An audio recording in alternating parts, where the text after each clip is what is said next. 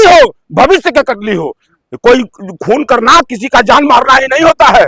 उसके भविष्य के साथ, उसके करियर के साथ अगर कोई हत्या उसकी करता है करियर की, वह भी उसी जुल्म में आता है। इस तो ये जो हमारे शिक्षा मंत्री हैं, प्रधान कौन, धर्मेंद्र प्रधान, उतना बड़ा निर्लज्ज, उतना बड़ा बेहया व्यक्ति तो आज तक राजनीति में मैंने नहीं देखा। इस्तीफा लेंगे हम? अरे यार, अगर जरा सा भी लाज होती, शर्म होती, शर्म होती, चूंकि ये संघी हैं, इनको शर्म ही नहीं है। नहीं तो दूसरा कोई होता है तो जिस तरीके से देश के नौजवान आज मतलब व्याकुल होके इनके पूरे खिलाफ चल रहे हैं, पूरा देश खिलाफ है, अब तक तो बेशर्मों को तुरंत इस्तीफा दे देना चाहिए था, दे देना चाहिए था। लेकिन ऐसी सरकार का एक मंत्री कहता है कि हम कांग्रेस नहीं हैं, हम भाजपा हैं, और भाजपा में इस्तीफा नहीं होता। ये पहले ही बता दिया था राजनाथ सिंह ने, और उसके बाद भी कुछ लोगों को लगता है कि हम ये लोग इस्तीफा देंगे। ये इस्तीफा, इनसे इस्तीफा नहीं लेने की जरूरत है। अब देश के नौजवानों को इनसे सत्ता लेने की जरूरत है। अगर अपने भविष्य को, अपने बहन बेटियों को, इज्जत को, किसानों को भविष्य को, नौजवानों को भविष्य को अगर सुरक्षित रखना है तो दौड़ा कर सत्ता ले लो, अब इनको सत्ता से बेदखल कर दो। अरे गलती मान रहे, करे दोबारा नहीं होगा, सेना की जिम्मेदारी मिल गई है, पेपर लेकर जाएगी वो। अच्छा, एक चीज बताइए कि आप सारे लोग यहाँ विद्वत पत्रकार हैं, और आप लोगों के भी कंधों पर इस देश की बड़ी जिम्मेदारी है। हमारी भारत की सेना जो विश्व के मानस पटल पर अपना एक गौरवशाली इतिहास रखे हुए है, उस सेना को यह सरकार कहां लगा रही है, इससे बड़ा शर्म की बात कुछ हो नहीं सकती। अगर सब कुछ सेना को ही करना है तो इतने बड़े मंत्रिमंडल, इतनी बड़ी तमाम व्यवस्था तुमने क्यों बनाया रखा है? सिर्फ तनख्वाह लेने के लिए, जनता के टैक्स का पैसा भोजन करने के लिए? वो लोग क्या करेंगे?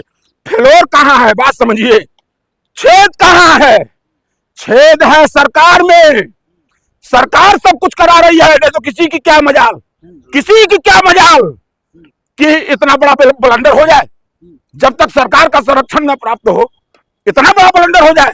एक बार गलती एक बार हो सकती है, लेकिन अगर बार बार कोई चीज हो रही है तो यह स्पष्ट है कि वो सत्ता करा रही है। तो मोदी से अब नहीं संभल रहा देश क्या? मोदी से देश नहीं संभल रहा है अब? अच्छा, आपको लग रहा है कि संभल रहा है? हाँ, भाजपा कह रही है। नहीं, एक चीज बता दें, भाजपा कह रही है तो भाजपा एक दल है, उसका कहना ही सब। देश क्या कह रहा है, देश का नौजवान क्या कह रहा है, देश का किसान क्या कह रहा है, देश का बेरोजगार क्या कह रहा है, महत्वपूर्ण यह है। अगर देश संभलता, मोदी से देश संभलता, तो आज मतलब डॉलर की कीमत 100 रुपए लगभग पहुंच गई। देश संभाल रहे हैं आप कह रहे हैं कि देश संभाल रहा है इनसे।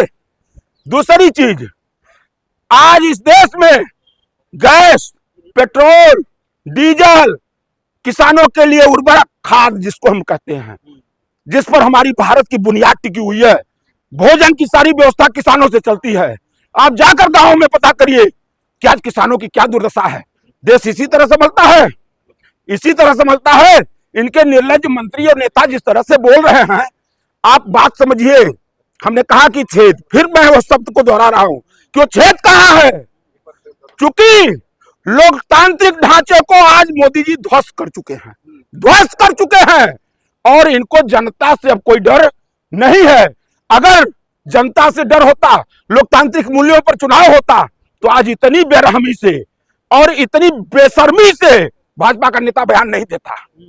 ये सारे सिस्टम को हैंग कर चुके हैं। साल का जश्न मनाया जा रहा है, हुआ पूरा पूजा अर्चना हो रही है मोदी जी की। देखिए, एक चीज बता दें आपको, मीडिया 12 साल से तो इसी काम में लगी है।